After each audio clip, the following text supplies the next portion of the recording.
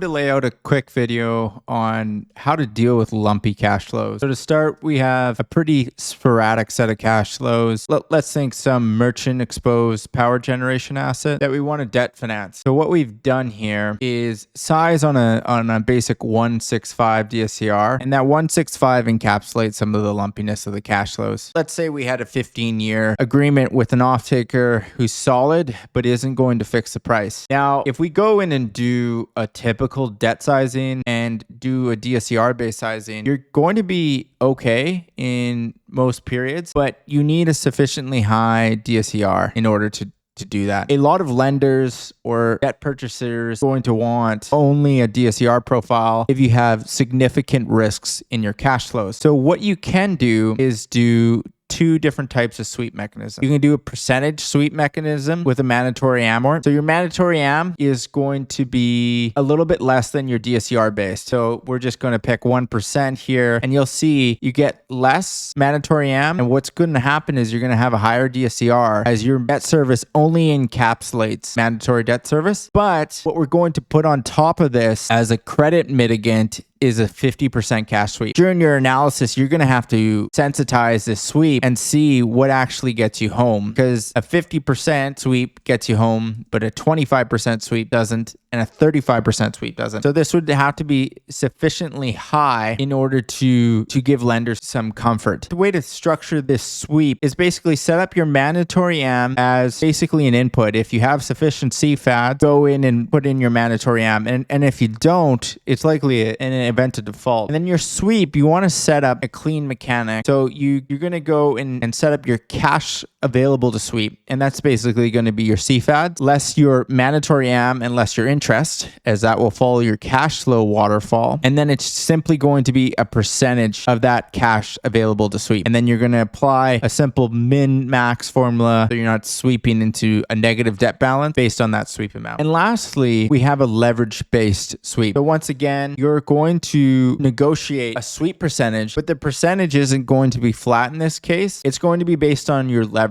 And there's a different market, the leverage finance market, that would dictate this kind of grid here. Although I said something at basic that if you're below investment grade S, there's no sweep. And if you're above 3.5 times, then 25%. If you're above 5 times, you're going to be 50%. And above 6.5 times, you're 75%. So your cash available to sweep is the same mechanism, just backing out your mandatory am and your interest. Your sweep percentage, the most dynamic way to do this is just a lookup table. Importance with the lookup table here is your leverage, basic lookup vector, has to be in ascending order. So that you do it in reverse, it's not going to work for you. And then you're going to have just a simple leverage calculation. I'm using it based on CFADS, usually based on EBITDA, but for simplicity, we're using CFADS. And then you're going to calculate your leverage, so your total debt outstanding at the beginning of the period over your CFADS. And then your sweep percentage is going to look up that leverage amount. It's going to have a lookup vector of your leverage grid and then a result vector of your sweep amount. And then that creates a dynamic sweep percentage. And your sweep amount is going to be based on sweep percentage times your cash flow available to sweep. And then you'll see we have increased pay down in some periods and ultimately not enough pay down to go and get you out of your debt. That's why you want to go in and sufficiently sensitize these. So maybe you end up something a little more aggressive to get you in a better spot. And this still doesn't get you home. So maybe you're bringing this down. And this is where your analysis really is going to set is how much cash do I need to sweep and where are the leverage sticking points? And maybe you'd want higher mandatory am here, maybe something like 8%. That's